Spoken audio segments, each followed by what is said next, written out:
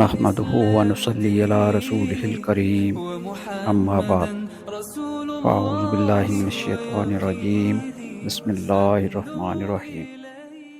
آج کی ویڈیو میں ہم نبی کریم صلی اللہ علیہ وسلم کی ایک عام حدیث کا ذکر کریں گے جو کلونجی کی بے شمار طبی فوائد کے بارے میں ہے۔ کیا آپ جانتے ہیں کہ یہ ننھا سا بیج ہماری بیماری کا علاج ہے؟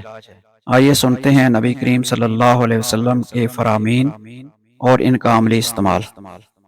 خالد بن سعد سے روایت ہے کہ ہم باہر گئے ہوئے تھے اور ہمارے ساتھ غالب بن ابجر رضی اللہ عنہ بھی تھے۔ وہ راستہ میں بیمار پڑ گئے۔ پھر جب ہم مدینہ واپس آئے اس وقت بھی وہ بیمار ہی تھے۔ حضرت ابن ابی عتیق ان کی عیادت کے لیے تشریف لائے اور ہم سے کہا کہ انہیں یہ کالے دانے یعنی کلونجی استعمال کراؤ۔ اس کے 5 یا 7 دانے لے کر پیس لو اور پھر زیتون کے تیل میں ملا کر ناف کے اس طرف اور اس طرف اسے قطرہ قطرہ کر کے ٹپکاؤ، کیونکہ حضرت عائشہ رضی اللہ عنہ نے مجھ سے بیان کیا کہ انہوں نے نبی کریم صلی اللہ علیہ وسلم سے سنا، حضرت صلی اللہ علیہ وسلم نے فرمایا کہ یہ کلونجی ہر بیماری کی دوا ہے سوائے سام کے۔ میں نے عرض کیا سام کیا ہے؟ فرمایا کہ موت ہے۔